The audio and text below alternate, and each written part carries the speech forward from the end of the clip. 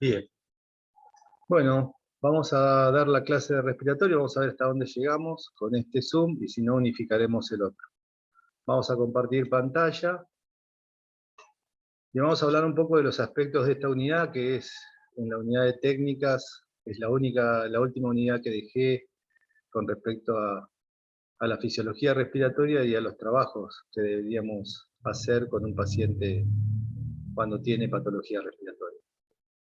Para entender un poquito cómo vamos a funcionar con esta cuestión de la unidad, es ponerlos un poquito en tema de cómo funciona el sistema respiratorio y qué vamos a tener en cuenta.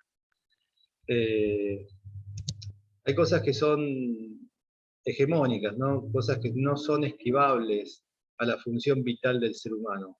Hay algo que nos induce a pensar que la vida se cicla cuando empecé a respirar y que la vida, como caso, termina cuando dejé de respirar.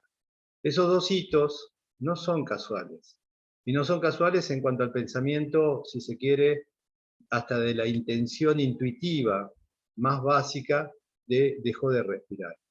La función humana tiene que ver muchísimo con la función respiratoria. O sea, es básico. Por algo es lo primero que hago cuando salgo del vientre materno, es comenzar con un ciclo respiratorio que también va a ciclar todos los aspectos de mi vida. Va a ciclar la digestión, va a ciclar mi ánimo, va a estar relacionado con todos los aspectos funcionales en mi vida.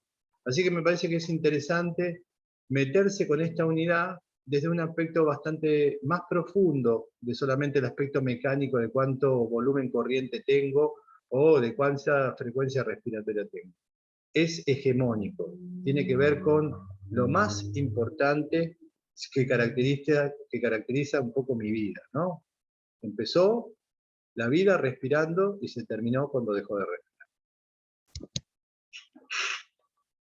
Así que vamos a empezar por ese tema, que tiene que ver con un poco hablar de esto, ¿no? De definir la reeducación respiratoria, el conjunto de maniobras y técnicas.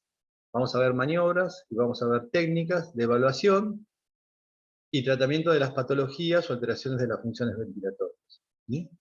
Tenemos que entender que trabajamos con diferentes técnicas ventilatorias, podemos hacer drenajes, podemos hacer maniobras musculares que repercutan también en la función respiratoria y también podemos dejarle esta posibilidad de que desarrolle ejercicios sobre la función ventilatoria.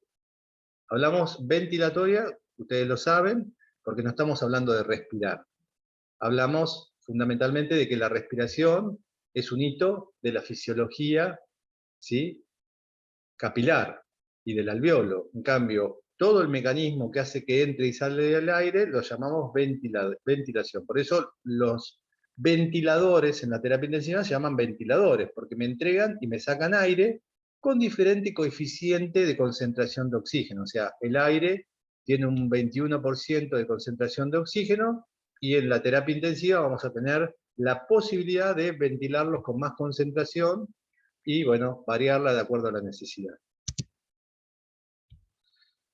En el enfoque, para el paciente y su familia, la información que se debe brindar según el caso será la peligrosidad de ciertos agentes, y en este caso yo nombré el tabaquismo porque me parece que tener la idea de si el paciente que voy a tratar tuvo una historia tabáquica, tuvo una historia adictiva, ¿sí?, o tuvo una historia de exposición a diferentes partículas que a veces agredan al sistema respiratorio.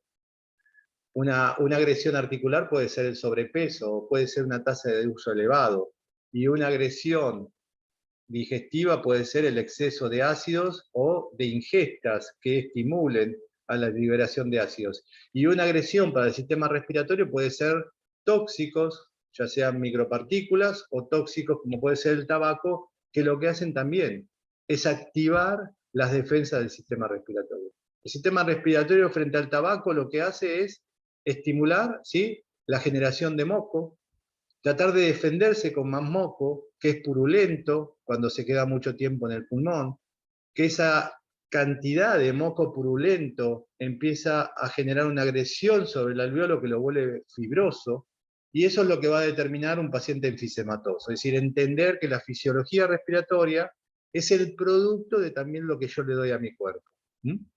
Entonces, si yo tengo un paciente tabaquista, por ahí entender su vicio, pero también el enfoque higiénico nuestro va a ser muy importante de explicarle que el tabaco, en este caso un cigarrillo, me provoca media hora de inhibición ciliar. ¿Qué significa? Que en esa media hora mi pulmón se paraliza por cada cigarrillo. O sea que con cada cigarrillo yo trabo el desplazamiento del moco, que calculen que se genera medio litro de moco por día, y ese moco, que cubre todo el pulmón por dentro, hace que se pegue la tierra, las micropartículas, las bacterias, y ese moco lo sube por estos pelitos que tenemos acá que se llaman cilias, sube el moco y se va para atrás y se cae al estómago. El moco se mezcla con todos los contenidos gástricos y se transforma en parte de la materia fecal. Si quieren como referencia, es muy interesante por eso ver que los chicos se indigestan y hacen vómicas de moco porque no pueden metabolizar el moco. El intestino de un chico, así como no puede comer de entrada cualquier alimento, por eso los chicos cuando son bebés se van incorporando ingestas de a poco, primero zapallito pisado, después hasta que al año y pico tiene carne, ese desarrollo de capacidad de ingesta y a la vez de metabolización de los nutrientes, el moco para el chico es muy indigesto, es muy bacteriano. Entonces, ¿qué pasa? El chico lo vomita. Entonces, tenemos que entender, volviendo al parámetro de que estamos hablando con un adulto y estamos hablando con la familia de un adulto. Entender que esa parálisis del sistema respiratorio en cuanto a la motricidad de las cilias hace que el moco se empiece a estancar. Y el moco se vuelve cada vez más purulento y más putrefacto, porque el aire no entra, no ventila. A la vez el tabaquista se vuelve un paciente que es un paciente que tiene complejidad en la distribución de cómo hace el movimiento de los flujos aéreos, porque es un paciente que siempre está metido en una frecuencia de bajo volumen y de alta frecuencia. Es decir, entender que la dinámica cambia también en el tabaquista con respecto a la frecuencia respiratoria y el volumen que maneja. Si mete menos volumen, ventila menos las áreas que están con mucho moco y ese moco se putrefacta más. Es decir, ahí entramos en una catástrofe de sostenimiento de mucosidad. Entender también los ciclos, explicarle que los ciclos durante la noche, muchas veces el fumador se levanta a fumarse un cigarrillo, ¿por qué? Porque es la mejor manera de inhibir la tos. Él no entiende. Él lo que le pasa es que cuando se acuesta, empieza a movilizar las secreciones que van hacia la vía aérea superior, y esas secreciones provocan tos, accesos oxígenos. ¿Y eso qué va a hacer? Que por ahí el fumador se levanta a fumar un cigarrillo para que se le pase la tos, porque paraliza nuevamente el movimiento ciliar y se acuesta. Explicarle que por ahí los baños de vapor, explicarle que vaporizar o tomar un mucolítico a la vez que vaya dejando el cigarrillo. Somos agentes de salud y tenemos que explicar cómo nos paramos frente a esta problemática que es un paciente adictivo a ciertos tóxicos. Explicarle si es chapista y pinta, o cómo tiene que tratar de hacer de protegerse. Nosotros somos agentes de salud y explicarle que el pulmón, frente a una agresión, se vuelve reactivo. Las células mucoides se vuelven hiperplásicas. ¿Qué significa? Que se van a agrandar. Entonces, todo eso es nuestro rol frente a la rehabilitación respiratoria. No solamente somos percutidores, y van a ver que la percusión es algo que en realidad está bastante denostado porque no tiene una gran exaltación. En definitiva, digamos que la percusión es una manera de hacer un masaje en la pared torácica. Entonces, frente al tabaquista, explicar un poquito cómo funciona esto de que a la mañana, que aparece en el ritmo circadiano un tono más broncodilatador, van a aparecer los accesos de tos y es el mejor momento para hacerse una vaporización y para hacer lo que llamamos higiene de la vía aérea. A la mañana, el cerebro digita que tiene que haber un aumento de la ventilación y un aumento de la frecuencia cardíaca porque se pone en un tono más simpático, no en un tono parasimpático, que es el vago.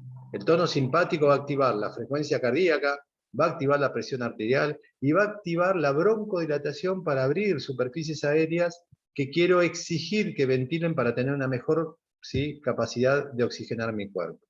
En ese momento es cuando mejor me conviene hacer la higiene de la vía aérea, hacerme vapor, hacerme un tren de Lemberg, después lo vamos a ver, hacer chistidos, lo que ustedes le quieran dar como terapéutica kinésica para hacer higiene de la vía aérea.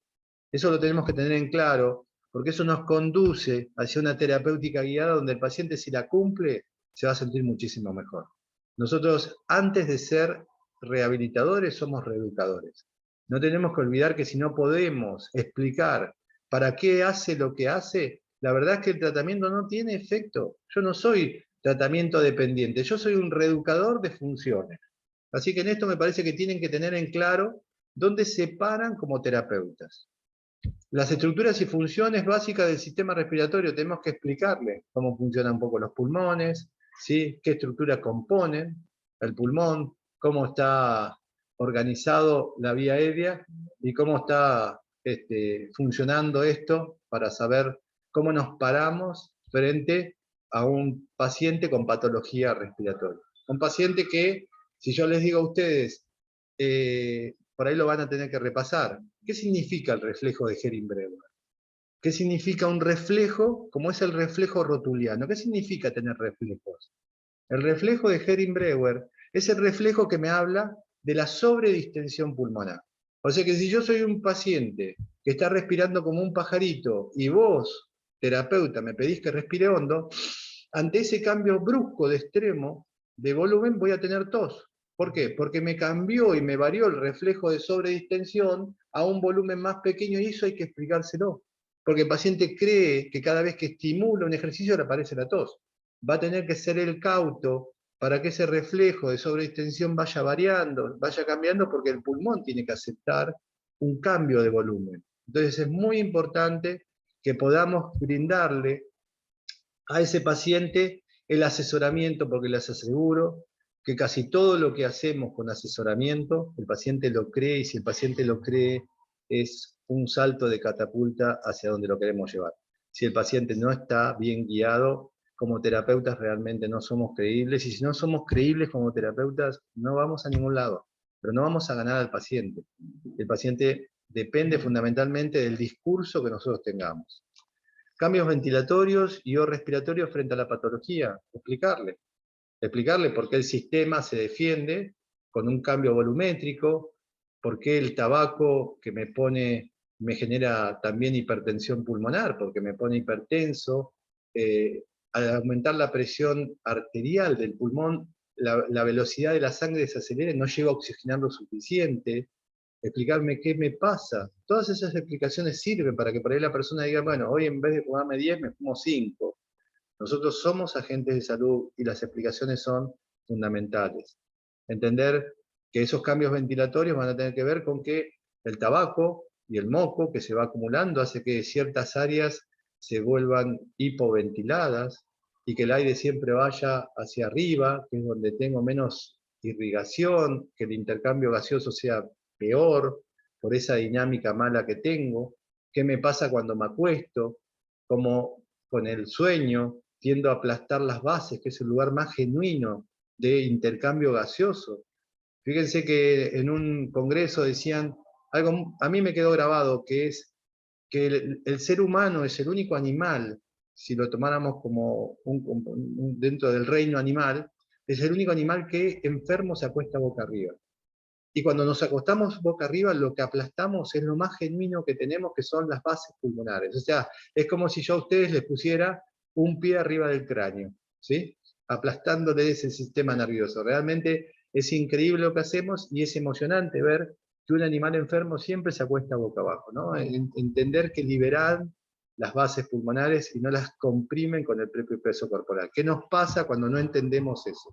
¿Qué nos pasa? Que tenemos a todas las personas acostadas boca arriba días y días en la internación, en que no intervenimos en esos cruces porque somos terapeutas y creemos que hay que bajarle la presión. Yo les pondría a ustedes una mano encima del pecho durante 6 horas.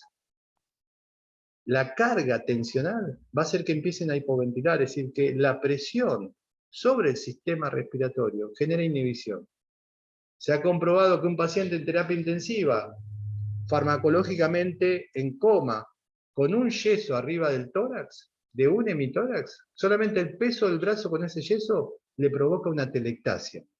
Porque el cerebro, cuando detecta que hay menos compliance sostenida de un hemitórax, empieza a mandar todo el volumen al pulmón más complaciente.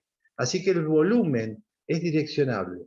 El volumen no solamente es mentalmente direccionable, sino que se va a dirigir de acuerdo a donde yo le ponga la mano como terapeuta y bloquee, y el volumen se me vaya para que haga más complaciente la otra área. Así que nosotros actuamos así. Si nosotros podemos actuar, ¿por qué no podemos ver en una terapia intensiva o en un paciente con pérdida, digamos, del conocimiento, porque puede ser un Alzheimer, puede ser un abuelito, que ponerlo de costado no alcanza, porque todo el peso del brazo de costado le está inhibiendo el hemitórax, más que el otro está aplanado. Bueno, buscar una mesita, buscar herramientas que le permitan liberar, ¿sí?, lo que llamamos compliance. ¿Sí? Compliance estática y compliance dinámica. Entonces, cuando leemos compliance dinámica, dinámica de esto, de movimiento, que es la del tórax, y la estática, que es la propia del pulmón, ¿no? ¿Qué capacidad de complacencia al volumen tiene ese pulmón, que puede estar fibroso, que puede estar con bronquiectasia, que puede estar con moco, o puede ser un pulmón normal? Ahí varía muchísimo. Bien. En el enfoque de la rehabilitación respiratoria tenemos que tratar de aconsejar, ¿no? Esto, lo que decíamos, si está todo el día lijando porque es pintor, que se preocupe un poquito por usar una máscara, que no crea que porque es joven no le va a pasar nada. Que todas las micropartículas que se están morfando y que se están metiendo en la vía aérea las va a pagar, y las va a pagar como si tomara todos los días una botella de alcohol y el hígado en algún momento le va a estallar. Sabemos que, si quieren saber, cada vez hay más adolescentes con hígados grasos, porque siempre se tomó alcohol, pero ahora, como todo, se hace de una manera extrema. Muchas veces en la previa los chicos se castigan de una manera durísima, durísima, porque tal vez tienen algunos acceso económico y se toman una botella de vodka. Es decir, como que hay una sociedad mucho más extrema. En mi infancia se tomaba, pero por ahí se tomaba un vinito o salíamos, pero no se tomaba de una manera tan agresiva. A veces hay que tener cuidado y explicarle a esta persona con una patología respiratoria que no se siga agrediendo. Está bueno que entienda el manejo de la medicación y de sus dispositivos. Está bueno que nosotros como terapeuta veamos, che, le dieron un PAF. Bueno, a ver cómo te lo haces, mostrame. Y por ahí vemos que realmente no usa aerocámara para que se quede la medicación en la aerocámara. Y cuando se hace el PAF, no hace una inspiración profunda. Nosotros somos realmente, si vamos a hacer rehabilitación respiratoria, porque es un tema que nos gustó, es un tema que nos queremos dedicar. Yo acá abro una ventana y yo hice 11 años de terapia intensiva, hice 11 años de pacientes críticos y en realidad creo que es una de las partes de la kinesio que me gustó mucho. Me parecía muy rica frente a la fisiología, me parecía que me hacía pensar, me parecía que me hacía dar un orden como el checklist. ¿Vieron cuando se dice el checklist, que es que un piloto va a despegar y se fija si tren de aterrizaje? O sea, cuando uno hace este tipo de manejo de patologías que son más críticas, uno tiene que ser más ordenado en las pautas.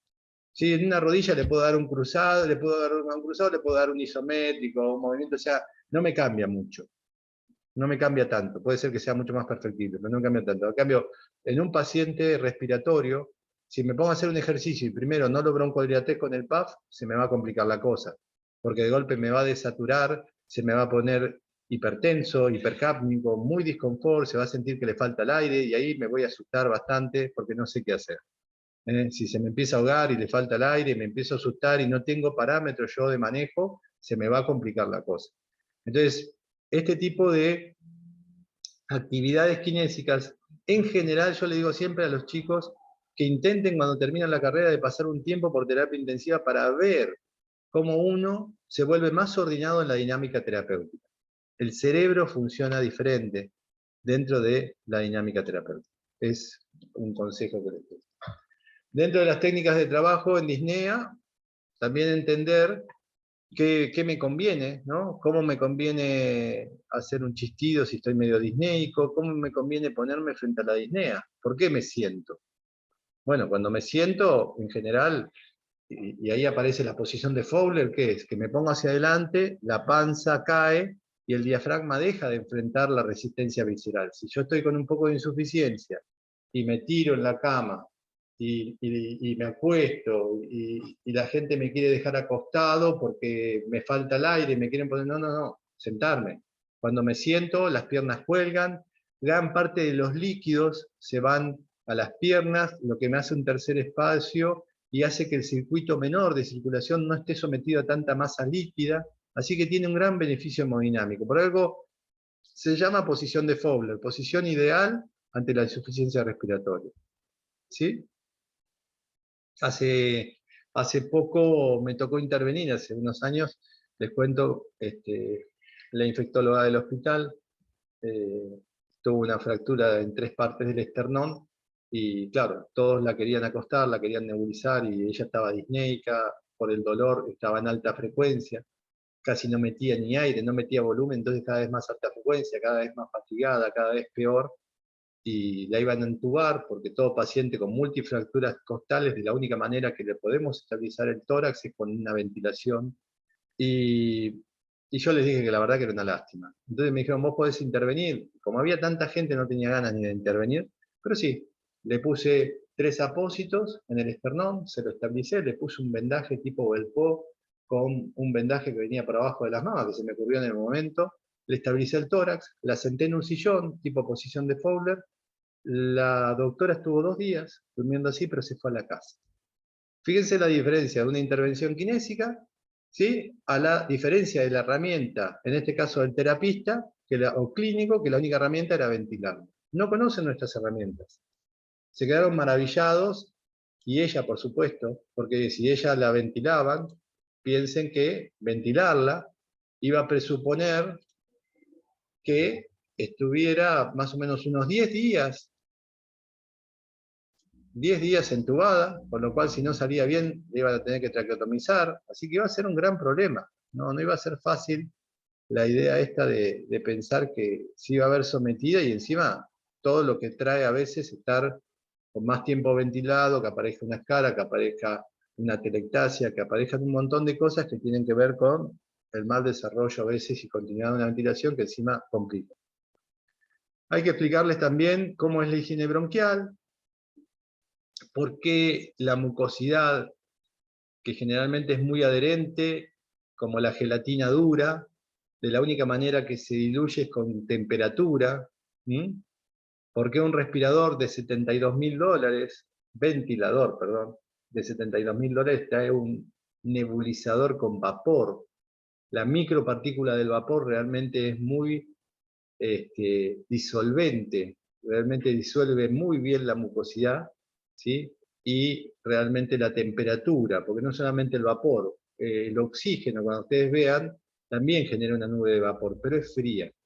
Y si ustedes quieren diluir una gelatina que les quedó en un bols de mucho tiempo, le echan agua fría, va a tardar mucho tiempo en disolverse. Si le echan agua caliente, a los 2 segundos se disolvió. Así que compárenlo con eso, comparen el moco estancado con una gelatina de 15 días que dejaron en la heladera pegada, y compárenlo, ¿sí?, al moco que le echan agua caliente, temperatura, vapor, en este caso vapor caliente, cómo modifica, ¿sí?, la cohesión molecular ese moco. Es muy importante que tengamos en cuenta la higiene bronquial y explicarle que va a depender de baños de vapor, que puede depender de un mucolítico, que es muy importante que la vía aérea esté muy hidratada, y cuando hablamos de la vía aérea es que yo esté hidratado, porque en realidad si yo no tomo líquido, no tomo agua en todo el día, mi vía aérea va a estar como bastante astringente, porque el líquido lo voy a sacar de cualquier lado. ¿Y qué le pasa al pulmón cuando está astringente? Por ejemplo, una persona toma frío. ¿Qué es lo primero que le pasa? Al tomar frío hace vasoconstricción pulmonar. Si hace vasoconstricción pulmonar, ¿le da líquido al moco ese capilar? No. Y si el moco no tiene líquido, ¿qué le pasa? Se pone adherente y se aferra a la pared alveolar. ¿Qué le pasa? Puede desarrollar una neumonía. Lo más probable es que tenga una neumopatía, que es la apatía del pulmón por moco adherente sin ser bacteriano, que ahí sería una neumonía. Entonces es muy importante entender que cuando el pulmón hace un efecto de rebote frente al frío, o tengo poco líquido, el capilar no humidifica el moco, y ese moco se empieza a estancar y se vuelve adherente. Y si el moco se vuelve adherente, no lo puedo sacar y se vuelve bacteriano. Y si se vuelve bacteriano, invade la pared, me hace una neumonía. Entonces ahí entender cuál es mi ciclo de cómo me paro frente a la rehabilitación. Todo eso les aseguro que tiene un valor importantísimo para la gente. El médico muchas veces no tiene tiempo de explicarlo, y nosotros que estamos más tiempo con el paciente podemos tener la posibilidad de desarrollarlo para que esto sea más efectivo y sostenido.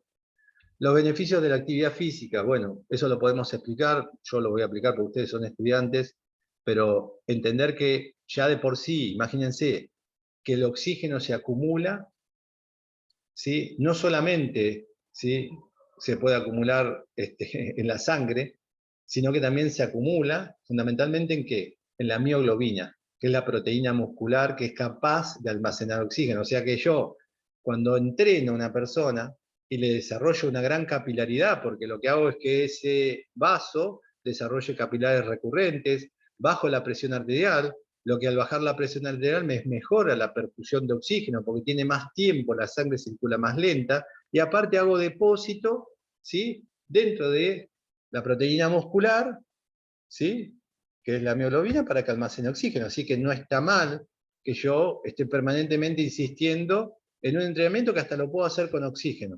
Es decir, yo cuando estaba en la unidad de trasplantes pulmonares en Buenos Aires, yo hacía guardia martes y jueves y tenía un grupo que le ponía una bigotera de oxígeno, venían con tubo, con una guía larga, y los hacía entrenarse.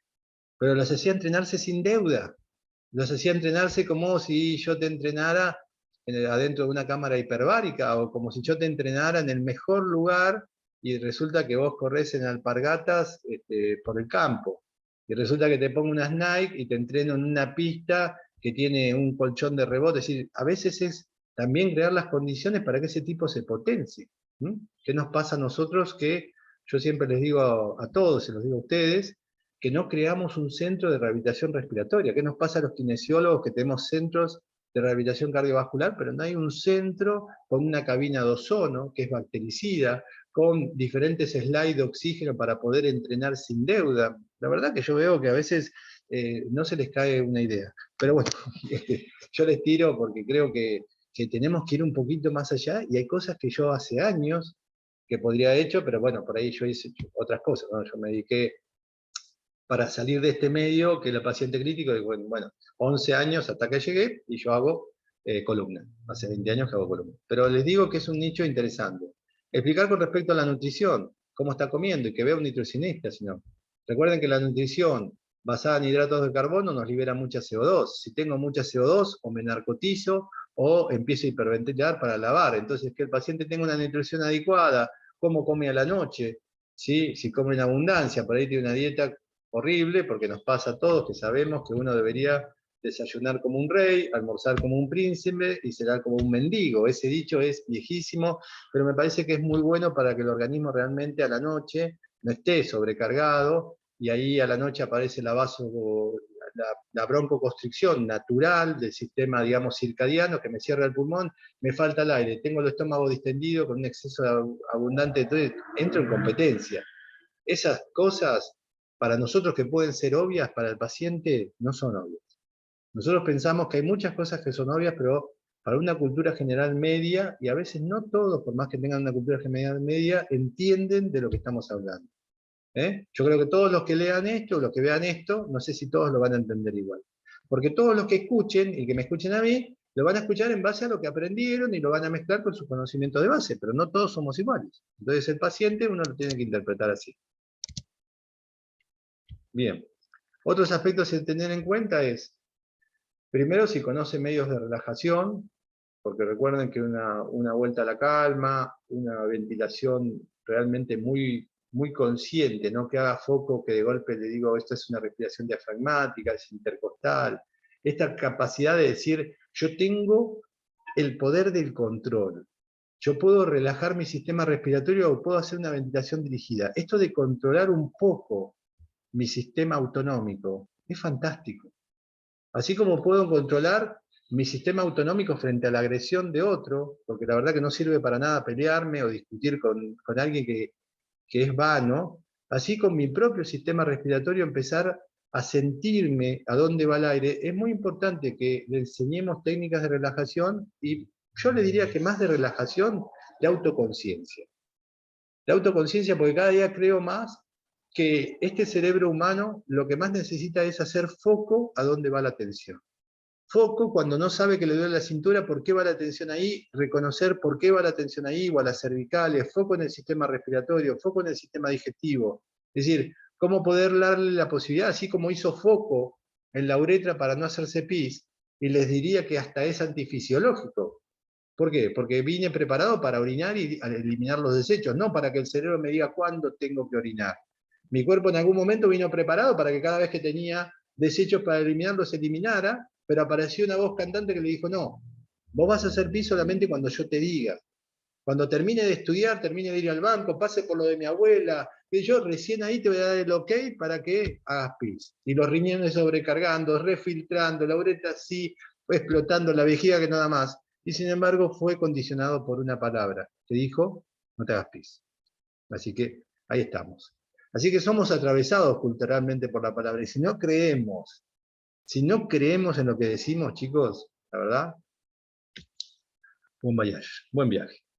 Así que tenemos que tener en cuenta y saber si somos el terapeuta de un paciente que vamos a domicilio, que lo tratamos en el consultorio respiratoriamente, si se está vacunando, qué vacuna se dio, tenemos otros que vienen, cómo se expone. Si tiene oxigenoterapia domiciliaria, ¿qué flujo maneja? ¿A qué volumen está manejando? Sabiendo que con 2 litros lo pasamos de 21 a 24. A pasar de 21 a 24 en la concentración ya es importante. Tener un saturómetro, tener por ahí un ventilómetro que nos dé idea de qué volumen maneja. A veces hay herramientas hoy en día muy económicas. Siempre cuento que yo hace 26 años me compré el primer saturómetro, me salió $1000. Piensen, $1000. Claro, pero yo caía con un saturómetro, era como caía de la NASA, ¿no? Entonces la gente me miraba, diciendo, este flaco la rompe. Ahora un saturómetro sale 700 pesos, ponen 1000 pesos, no sale nada. Y yo digo, qué bárbaro, cuando yo caía con mi estetoscopio, en ese momento tenía un medidor de la presión digital, qué sé yo, entonces, claro, ojo, que no hacía solamente el circo, sino que también tenía condimentos de formación para hablar con propiedad y para enfrentarme. Muchas veces me he enfrentado a médicos clínicos que no querían que el paciente tenga un tubo de oxígeno en la casa. ¿Y saben qué? Un día uno me dijo, jefe de cátedra de medicina interna, que yo quería hacer que el paciente se vuelva adicto al oxígeno. Y la verdad que me causó una gracia.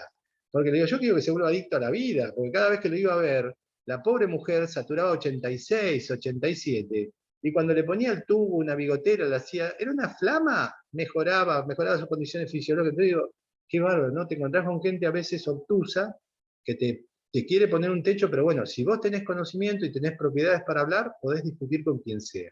Y yo lo que quiero es que ustedes sean, en cierta manera, leones, porque sabemos que tenemos una profesión muy vapuleada, muy bastardeada también, porque a veces salimos muy crudos a la calle a pelearla, no tenemos conocimiento si nos paramos y nada, es como que me paré frente a Tyson y me tiré del ring, porque no sé ni cómo parar. Entonces, quiero que ustedes piensen que tenemos todas las posibilidades de retrucar y de contestar con propiedad y hablando con manejo apropiado de conocimiento científico. Así que sobra.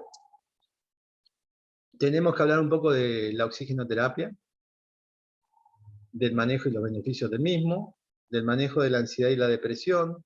Sabemos que todos estos manejos psíquicos es importante charlarlos. La sexualidad, los viajes, si se va de viaje, cuántas vacunas se va a dar, cómo se maneja en el trabajo, si lleva oxígeno al trabajo o no, si se maneja el oxígeno. ¿Cómo le pasa? ¿Qué le pasa con la sexualidad? Que es parte de la vida humana. ¿Qué le pasa? ¿Sí? Si está arriba con mucha tensión de tren superior y no puede desarrollar porque siente que pierde la libido. ¿Qué le pasa? Esas cosas hay que hablarlas como yo las hablo con una paciente que tiene lumbalgia y que se pone a llorar porque siente que en la lumbalgia no quiere que la aborde el marido, por supuesto, que si el marido la aborda, eh, se le sube encima y ella está boca abajo, en prono, y le provoca una hiperlordosis que por aceptarlo, hay cosas que está buena charlarlas. Nosotros somos muy biomecanicistas, no solamente hablamos del plano del dolor cuando levanta la bolsa del supermercado, sino qué le pasa en el resto de la vida. Así que para eso tenemos que desarrollar conocimientos. Bien. ¿Qué le vamos a ofrecer al paciente como técnicas? Tenemos movilizaciones torácicas, ¿sí? Que vamos a hablar más adelante con respecto a cómo movilizamos un tórax. Respiración controlada, que es que de repente empiece a controlar los tiempos, ¿no? Que inspire en un tiempo y que saque en dos, porque al pulmón siempre le cuesta, en general, ¿sí? En la mayoría de las patologías crónicas, le cuesta que sacar el aire, tiene atrapamiento aéreo. En todo lo que llamábamos, seguramente las definiciones van cambiando. Yo por ahí les voy a decir que la definición que tengo, antes se decía EPOC, que era enfermedad pulmonar obstructiva crónica, después se lo llamó OCPA, porque en la enfermedad pulmonar obstructiva crónica se hablaba mucho del enfisema, y después cuando vieron que había muchas enfermedades que traían atrapamiento aéreo, se los agrupó mucho en OCPA, que era obstrucción crónica al flujo aéreo. Es decir, la obstrucción crónica al flujo aéreo es lo que determina que yo tenga atrapamiento aéreo muchas veces, en diferentes regiones, ese aire sucio no sale, y yo siempre estoy como compitiendo, queriendo meter más aire, me meto un puff, quiero meter más aire, cuando en realidad el problema es que no saco el aire sucio de adentro del pulmón. Así que estaría bueno que nos metamos un poco en esto de una respiración controlada, ¿sí? La ventilación dirigida, ¿no? El paciente tuvo una neumonía de base izquierda, ¿y qué hago? Por ahí le enseño a que restrinja, que se ponga un peso sobre el pulmón derecho para que esté permanentemente tratando de distender y de reclutar unidades que perdió por las secuelas fibróticas de la guerra que desarrolló el pulmón izquierdo contra la neumonía. O, si ustedes quieren, porque el paciente está ya medicado, en ese momento le piden que haga una ventilación dirigida para que todo el flujo, digamos, circulatorio y todo vaya hacia el pulmón izquierdo, que es donde quiero que llegue el antibiótico. Así que pensar en la direccionalidad de un flujo cuando tengo un antibiótico para mí es muy certero, ¿sí? Así como les diría que si el paciente no tiene una cobertura antibiótica, lo dejo hasta que esté cubierto antibióticamente si yo sospecho que ese paciente no tiene una neumopatía. Si yo sospecho que tiene una neumonía, y me ha pasado que un cirujano me ha dejado la interconsulta diciendo, Dieguito, ¿podés ver a tal paciente que tiene una neumopatía, tiene mucho moco? Y yo ocultarlo y sentir un soplo tubario y ver la placa con un infiltrado y decirle, che, me parece que esto es una neumonía. Ah, sí, es una neumonía. No es lo mismo. Está medicado, porque si yo lo percuto, lo movilizo, le desparramo toda la neumonía por todo el pulmón. Es como si ustedes agarraran un absceso y se pusieran a masajear un absceso para que se desparrame y no está medicado. Me parece que hay que ser cautos. Y no solamente confiarse en lo que dice el otro, sino nosotros siempre desarrollar ese criterio de evaluación kinésica, que a veces es como reevaluar un poco mi accionar sobre lo que me dicen que tiene el paciente. Para eso estudiamos semiología, para eso vemos clínica, y para eso tenemos que ponernos a leer. Si en ese momento no me siento seguro, voy y leo. Bien, el sollozo inspiratorio también es otra técnica que es como cuando uno llora, ¿no? Que cuando ustedes hagan terapia intensiva y vean cómo se ventila un bebé que tiene más fragilidad pulmonar, se lo ventila como si fuera un sollozo, con un respirador que hace microjet. Hace como microjet que no le da un volumen de golpe para no generarle lo que llamamos nosotros un volutrauma. Un trauma por exceso de volumen. Entonces se trabaja, o las CAFO, que se usan para adultos, que la CAFO es como una bigotera especial que da un microjet para que entre mejor el volumen. Bueno, vamos a hablar de expiración abreviada, que es la posibilidad de retener volumen en los momentos que queremos, como decíamos, ¿no? Mejorar la compliance, modificar el reflejo de Hering-Breuer y generar reclutación de unidades que se van perdiendo. Así que en ese sentido vamos a hablar del chistido expiratorio, de la expiración abreviada, que puede ser, el chistido es continuo y hace que la compliance en el retroceso distribuya mejor el volumen, y digamos que la expiración abreviada es un corte donde hago una apnea, sigo expirando, otro corte, hago una apnea, sigo expirando, son muy parecidos, la verdad que no sé bien en qué se diferencian las ventajas mecánicas. A mí me parece sí que el chistido expiratorio es un control continuo de que no se me vaya el aire de golpe, ¿no? Cuando uno está hablando con un adulto. Imagínense en una reunión, y si ese adulto tiene que inspirar, ¿sí? Ustedes un día agarren un reloj y quieren saber si un paciente tiene insuficiencia respiratoria o va en camino. El discurso normal de una persona es que hable con un promedio no menor de 14 segundos sin volver a inspirar. Si el paciente o si la persona en una reunión lo que dice, no, lo que pasa es que yo te voy a contar. En realidad, si está metiendo y cortando un fraseo permanente, lo más probable es que esté haciendo una complicación a futuro respiratoria.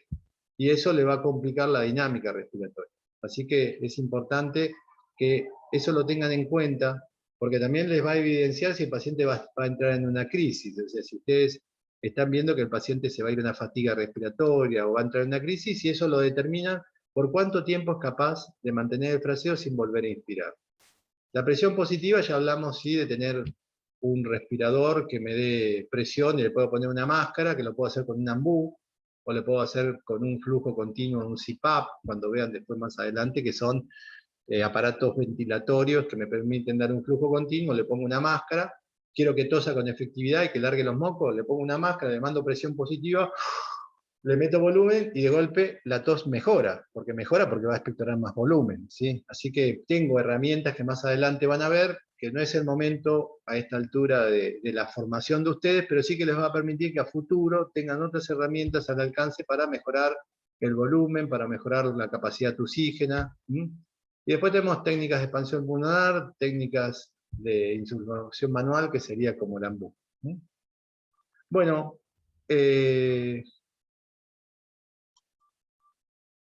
la eliminación de secreciones se va a dar por posicionamiento, por drenaje postural, puede ser por percusión. En realidad la percusión en general está muy denostada. Después les voy a pasar varios papers que demuestran. Siempre los trabajos, para mí que me gustan los grises, hay que tomarlos con pinzas, hay que ver quién los hizo. Yo creo que la percusión es un lindo masaje, suave, que si lo pongo en tren de Lemburg y le da confort, porque si no le va a faltar el aire y por ahí con la percusión se distrae, puede hacer que se quede más tiempo.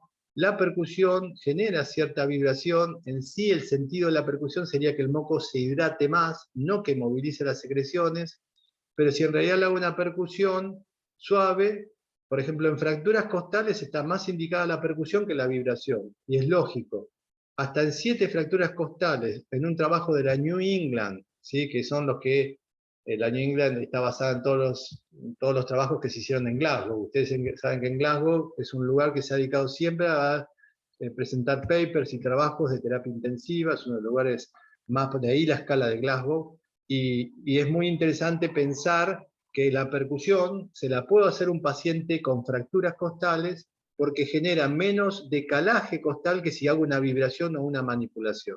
Así que si yo tuviera que elegir un paciente ventilado con 6 fracturas costales, como me ha pasado, y ponerme a percutirlo, y que venga el terapista y me diga, no, pero está fracturado, no pasa nada, porque hay un trabajo que, y la verdad que está bueno, porque eso te coloca en otra situación. Cuando el otro por ahí desconoce, piensa de tu no saber. Y por ahí si vos sabés y le decís hay un artículo que avala esto, la verdad que te volvés mucho más serio en lo que haces. Entonces lo que haces realmente te vuelve mucho más liberado.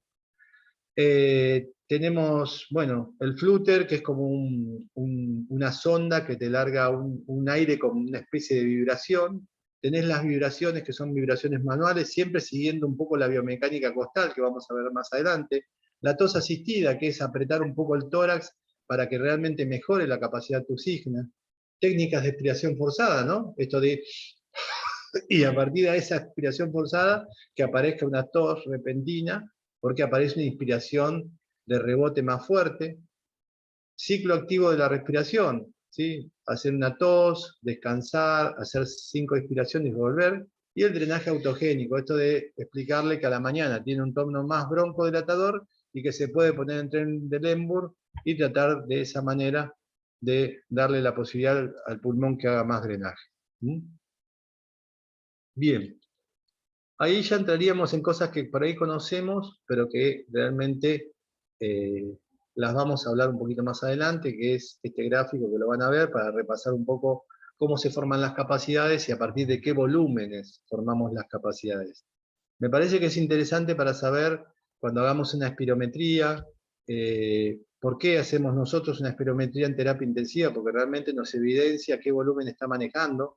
¿Por qué comprarnos un reloj que se llama manovacómetro y medir de golpe la Pimax, que es qué capacidad inspiratoria tiene en fuerza, para saber si cuando lo estuvo se va a bancar porque ese pulmón tiene fuerza?